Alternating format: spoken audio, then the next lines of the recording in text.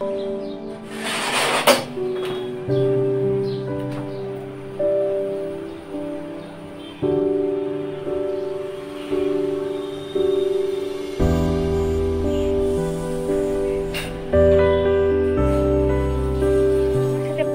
জিনিস ঘটতে পারে, মানুষ বলবে না, ঠিক আছে, কিন্তু আমি বলবো। Good morning everyone, welcome to my channel. আমি শর্মিষ্ঠা। আশা করি আমার সকল বন্ধুরা অনেক অনেক ভালো আছো আর সুস্থ আছো।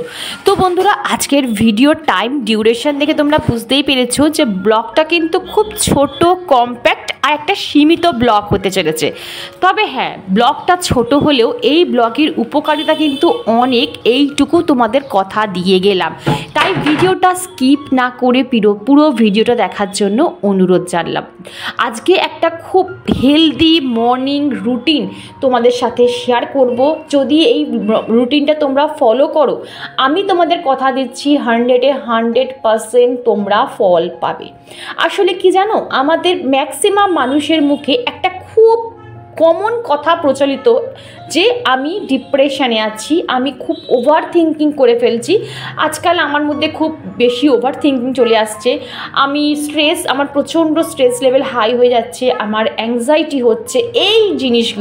এইগুলো কিন্তু সবই ডিপ্রেশন রিলেটেড কথা, ঠিক আছে? তো এর থেকে মুক্তি পাওয়ার একটাই উপায় হচ্ছে আমাদের মাইন্ড, আমাদের ব্রেন আর আমাদের শরীরকে স্ট্রং করতে হবে। কারণ তোমার মাইন্ড আর ব্রেন যত স্ট্রং থাকবে, দেখবে তোমার মধ্যে কোনো নেগেটিভ চিন্তাধারা আসবে না। ইভেন তোমাদের এটাও বলছি, তোমাদের ধারে কাছেও কিন্তু কোনো নেগেটিভ চিন্তাধারা থট আসবে না। কারণ তুমি সর্বদিক থেকে একটা পজিটিভ মানুষ হয়ে গড়ে উঠেছো। মানুষ যেমন বাঘকে দেখে ভয় পায়, ঠিক তেমনি নেগেটিভ থিঙ্কিং, নেগেটিভ জিনিসপত্রও কিন্তু পজিটিভ থিঙ্কিংকে বা পজিটিভ জিনিসপত্রকেও ভয় পায়। কারণ দুটোই ম্যানমেড থিং, মানে দুটো জিনিসই কিন্তু আমাদের দ্বারা, মানুষের দ্বারাই কিন্তু সৃষ্ট। আর এই সব করতে পারলে, যদি তুমি এই জিনিসগুলো করতে পারো, তাহলে তুমি কিন্তু হাতে নাতে এর ফল পাবে। তার জন্য তোমাকে একটা হেলদি লাইফস্টাইল কিন্তু মেনটেন অবশ্যই করতে হবে। যদি না পারো প্রত্যেকটা দিন এই লাইফস্টাইল ফলো করতে, চেষ্টা করবে সপ্তাহে অন্তত 3টে দিন এইভাবে দিনটা শুরু করতে। তবে হ্যাঁ, এই অভ্যাসটা কিন্তু আমি একদিনে গড়ে তুলিনি বন্ধুরা। দিনের পর দিন চেষ্টা করে আমি কিন্তু এই অভ্যাস গড়ে তুলেছি। প্রথমে 5 মিনিট সময় দিয়েছি, তারপর 10 মিনিট সময় দিয়েছি, তারপর 15 মিনিট করে সময় দিয়েছি। একবারে কোনো অভ্যাস কিন্তু গড়ে ওঠে না। তবে হ্যাঁ, এই অভ্যাসটা গড়ে তোলার আমার যথেষ্ট কারণ ছিল আর যথেষ্ট দরকার ছিল। কারণ একটা টাইমে আমি প্রচুর ডিপ্রেশনে ছিলাম, প্রচুর, কি বলবো, অনেক কিছু করেছি, কিন্তু আমার ডিপ্রেশন থেকে আমি কিছুতেই ওভারকাম করতে পারিনি। তবে এইটুকু আমি অন ক্যামেরায় বলছি, বাই হার্ট বলছি, আমি নিজের ইচ্ছায় আমি কিন্তু ডিপ্রেশন থেকে আমি এখন পুরোপুরি মুক্ত। হ্যাঁ, ডিপ্রেশন থাকবে না, অবশ্যই থাকবে, তবে বেশিক্ষণের জন্য কিন্তু আমি আমার মাইন্ডে, আমার ব্রেনকে আমি কিন্তু ডিপ্রেশন রাখি না। যখন টেনশন হলো, মনে হচ্ছে যে না, এটা আমার খারাপ হচ্ছে, এই চিন্তাটা করলে আমার মন শরীর দুটোই খারাপ হয়ে যাবে, সঙ্গে সঙ্গে কিন্তু আমি সেই চিন্তাধারাটাকে বার করে দিয়ে আমি আমার মাইন্ডটাকে অন্যদিকে কিন্তু ডাইভার্ট করে দিই। ঠিক আছে, এইগুলো তোমাদের শিখতে হবে। এগুলো আমি শেখালাম, তোমরা শিখলে সেটা না, এটা তোমাকে শিখতে হবে যে তুমি কোনটাতে ভালো থাকবে, কোন চিন্তাধারা করলে তুমি ভালো থাকবে, কোন চিন্তাধারা তোমাকে, তোমার শরীর, তোমার মন খারাপ করে দিচ্ছে, তোমাকে নষ্ট করে দিচ্ছে তোমার শরীরটা, সেটা তোমাকেই বাঁচতে হবে। তো এই যে টুকটাক যে এক্সারসাইজ, এইগুলো কিন্তু ফ্রি হ্যান্ড এক্সারসাইজ, এইগুলো আমরা ঘরে বসে 5 থেকে 10 মিনিট কিন্তু অবশ্যই করতে পারি। আমি বলছি না যে জোর জবরদস্তি করে করো, যখন তোমার মনে হবে তখন তুমি অবশ্যই করবে। আর হ্যাঁ, মেডিটেশন এটা মাস্ট।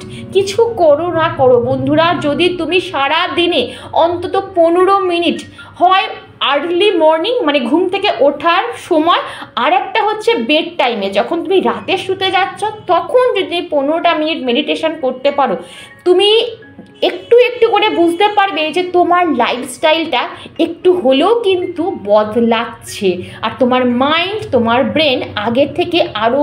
তবে একটা কথা তোমাদের বলে দিই, মেডিটেশন নিয়ে আমাকে অনেক বন্ধু অনেক কোয়েশ্চেন করো, মেডিটেশনটা কিভাবে করব। দেখো, মেডিটেশন মানে এই নয় যে আমি চোখ বন্ধ করে হাতের কর গুনে আমি চুপচাপ বসে আছি, সেটা কিন্তু নয়। মেডিটেশন মানে হচ্ছে একটা ধ্যান, ঠিক আছে? তুমি দরজা জানলা বন্ধ করে যেখানে একদম পিসফুল থাকবে সেখানে 10 মিনিট 5 মিনিট যতটুকু টাইম পাবে সেটুকু বসে তুমি সংসারের অন্য কিছু কিন্তু চিন্তা করবে না, যে এই আমার সংসারে এখন আমার মেয়ে উঠবে, আমার হাজব্যান্ড উঠবে, এই আমি ব্রেকফাস্ট বানাতে যাব, এই আমাকে ওই কাজটা করতে হবে, এইগুলো ভেবে কিন্তু মেডিটেশন করা হয় না। তাহলে তুমি কোনো কিছুই এফেক্ট পাবে না। মেডিটেশন মানে তোমাকে সংসার থেকে বেরিয়ে আসতে হবে, ভাববে আমার কোনো চিন্তা নেই, কোনো চাপ নেই, ঠিক আছে? দরকার হলে ছোট্ট টিপস বলে দিই, যে ইষ্ট দেবতাকে তোমরা মানো বা যে ঈশ্বরকে তুমি সবচেয়ে বেশি মানো, সেই ঈশ্বরের ধ্যান 108 বার নাম করো। যদি তোমরা মহাদেবের ভক্ত হও, 108 বার ওং নমঃ শিবায়, ওং নমঃ শিবায় মনে মনে উচ্চারণ করো। কৃষ্ণর নাম 108 বার করতে পারো। তখন দেখবে ওই যে মহাদেবের ছবিটা তোমার মনে যখন আসবে, সেই মহাদেবের ছবিটা মনে করে তুমি 108 বার যখন জপ করবে, তখন দেখবে যে তোমার মাইন্ডটা কোনো অন্য জায়গায় হারিয়ে গেছে, এই সংসারের মধ্যে আর নেই। আচ্ছা, যাই হোক, আর একটা টিপস তোমাদের বলে দিই। অনেকে বলো দিদি আমার খুব কনস্টিপেশন হয়, পেট পরিষ্কার হয় না। এই যোগাটা তোমরা করতে পারো, এটা করে কিন্তু আমি ভীষণ লাভ পেয়েছি। 1 গ্লাস উষ্ণ গরম জল নেবে, একদম উষ্ণ গরম জল, সেটাকে সিপ করে করে খাবে। আর ঠিক এই রকমভাবে যেভাবে আমি পোজে বসিয়ে আছি, ঠিক সেই পোজে তোমরা বসবে। আর হাতের যে মানে আমাদের কনুইটা দিয়ে দুটো হাঁটুকে কিন্তু প্রেশার দেবে, ঠিক আছে? বেশিক্ষণ না, 4-5 মিনিট বসবে, তাহলেই হবে, ঠিক আছে? এই হচ্ছে একটা যোগা, যেটা আমি প্রত্যেকটা দিন করার চেষ্টা করি।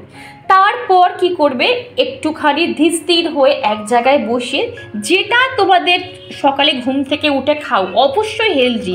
ঘুম থেকে উঠলাম মানে 1 কাপ গরম দুধের চা ঘন ঘন করে নিয়ে বসে গেলাম, তার মধ্যে পাউরুটি বিস্কুট ডুবিয়ে খেয়ে নিলাম, এটা কিন্তু হেলদি ব্রেকফাস্ট নয়। হেলদি ব্রেকফাস্ট মানে তোমাকে এই নয় যে ড্রাই ফ্রুট খেতে হবে, তা নয়, কিন্তু 2টো খেজুর, 2টো আলমন্ড, একটু কিশমিশ, কিন্তু এগুলো খাওয়াই যায়। একটু মেথি মৌরির জল ভিজিয়ে রাখলে সেটাকে করে সিপ করে করে খেলে। তো এই হলো আমার সকালবেলার হেলদি ব্রেকফাস্ট আর্লি মর্নিংয়ে। তারপর প্রত্যেকটা দিন পারলে 1 পাতা করে বই পড়ো, না হলে 1 পাতা করে ডায়েরি লেখো। এবারে বলবে তুমি কি লিখবে। গুড মর্নিং এভরিওয়ান, আরেকবার তোমাদের গুড মর্নিং বললাম। আমি গেছি ছাদে, এই যে আমার ছাদ বাগানে সবচেয়ে প্রিয় একটা জায়গা।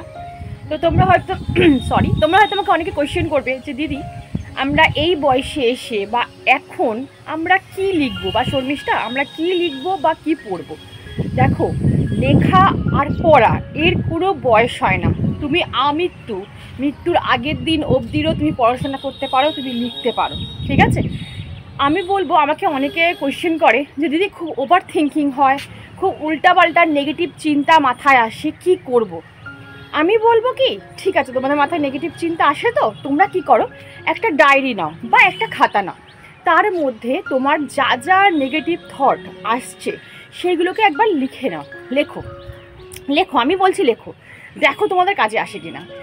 এবার নেগেটিভ থটগুলো নাম্বারিং করে করে লেখো, যে এই একটা আসছে, এই আসছে, ওই আসছে, আমার এই চিন্তা হচ্ছে, আমার ওই চিন্তা হচ্ছে, আমার ছেলে মেয়েকে নিয়ে চিন্তা হচ্ছে, আমার হাজব্যান্ডকে নিয়ে চিন্তা হচ্ছে, আমার সংসার নিয়ে চিন্তা হচ্ছে, এগুলো সব লেখো।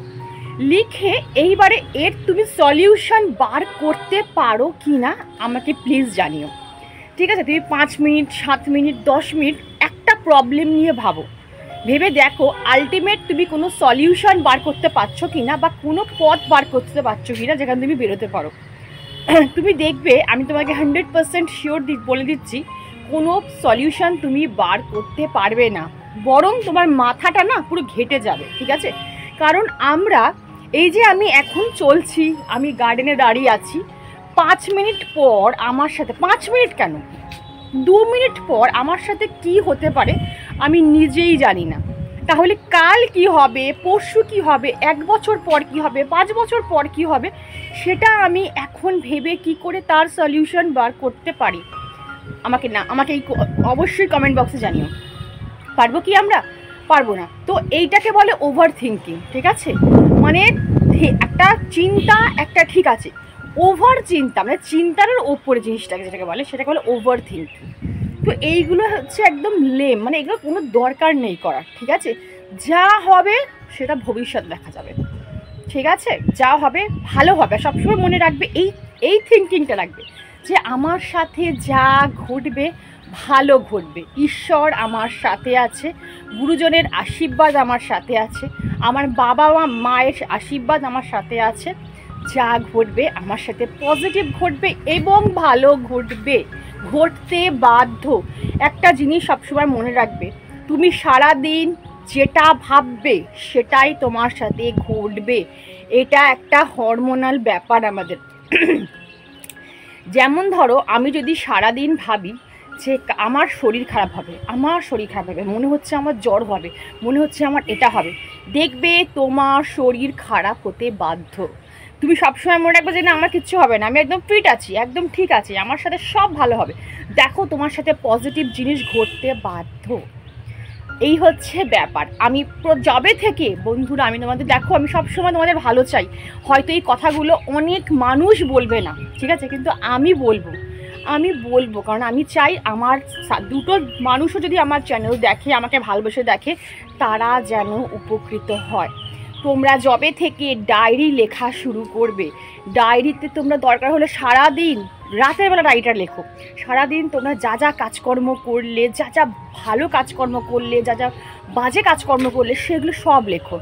লিখে দেখো কোনটা ভালো করলে কোনটা খারাপ করলে, খারাপগুলোকে একটু রেকটিফাই করার চেষ্টা করো যাতে নেক্সট টাইম বা নেক্সট ডে সেই জিনিসটা না করতে হয় বা না তোমার দ্বারা যাতে না হয়। ভাবো, পজিটিভ থিঙ্কিং করো। কিচ্ছু না, মনে যদি একটা কবিতা আসে, কবিতার লাইন সেটা লিখে রাখো, দেখবে তোমার মন কতটা ফুরফুরে হয়ে যাবে, তুমি কতটা ভালো একটা রিল্যাক্স ফিল করবে। সবসময় দেখবে যেটা মনে আছে সেটা যদি কাউকে বলতে না পারো সেটা লিখে ফেলো, মন থেকে ঝেড়ে ফেলো। তো এই হচ্ছে ডায়েরি লেখার ফান্ডা। এবার আমি বলতে পারবো না আমি আমার ডায়েরিতে কী লিখি, কারণ ডায়েরি মানে হচ্ছে পার্সোনাল থট, পার্সোনাল জিনিস মানুষ লিপিবদ্ধ করে। আমি আমার ডায়েরি কখনো আমার হাজব্যান্ডকেও দেখাই না, আমার মাকেও দেখাই না, আমার মেয়েকেও দেখাই না। এটা একদম আমার জায়গায় থাকে। আমি বলেই দিয়েছি আমার উইদাউট মাই পারমিশন তোমরা আমার ডায়েরি অন্তত ধরবে না। সব কিছু আমার নিতে পারো কিন্তু আমার ডায়েরি তোমরা ধরবে না। এই হচ্ছে ব্যাপার, বুঝতে পেরেছো? তো চলো, ছাদে এসে অনেকটা ওয়ার্কআউট করে নিলাম, মানে হাঁটাহাঁটি করে নিলাম। এইবারে গিয়ে চা খাবো, রিল্যাক্স মোডে চা খাবো। এইভাবেই আমি মানে যখন আমার সপ্তাহে 2-3টে দিন আমি আমার মতন করে সময় কাটাই, তখন মনে করি সংসারটা তো সারা দিন করছি, সারা সপ্তাহ করছি, সারা বছর করছি, কিন্তু সপ্তাহে 2-3টে দিন আমি আমার মতন কাটাবো, তাই না? সবার প্রথম তো আমাকে নিজেকে ভালো রাখতে হবে, তারপর তো আমি ভালো থাকলে আমার সংসারটা অটোমেটিকই ভালো থাকবে। তো এই হচ্ছে ব্যাপার। আর পারলে একটা ছোট্ট ছাদ বাগান তৈরি করে নাও বন্ধুরা, এর মতন শান্তি পৃথিবীতে কোনো জায়গায় পাবে না খুঁজে। চলো, রোদ উঠে গেছে আর এই রোদটা নামা যাচ্ছে না। মা ওখানে ডাকাডাকি করছে, চা খাবি আয়, চা খাবি আয়, চা খাবি আয়। একা একা চা খেতে ভালো লাগে না, হাতটা ব্যথা করছে, এতক্ষণ ধরে বলটা হয়ে রয়েছে তো হাতটা ব্যথা করছে। তো বন্ধুরা, দিনটা শুরু করার আগে, সংসারের কাজকর্ম শুরু করার আগে ঈশ্বরকে একবার ধন্যবাদ জানিয়ে দিনটা শুরু করব। আর মনে মনে ঈশ্বরকে বলবো যে অনেক অনেক ধন্যবাদ ঈশ্বর, এত সুন্দর একটা দিন উপহার দেওয়ার জন্য। তুমি দিনটাকে তো দিয়েছো, কিন্তু এই দিনটাকে সুন্দর করে তোলার দায়িত্ব কিন্তু আমার। তো বন্ধুরা, ভিডিওটা আজকে আমি এইটুকুই রাখছি। ভিডিওর কোনো অংশ যদি ভালো লাগে চ্যানেলটা সাবস্ক্রাইব করে পাশে থেকেও লাইক করো, শেয়ার করো, কমেন্ট করতে একদম ভুলো না।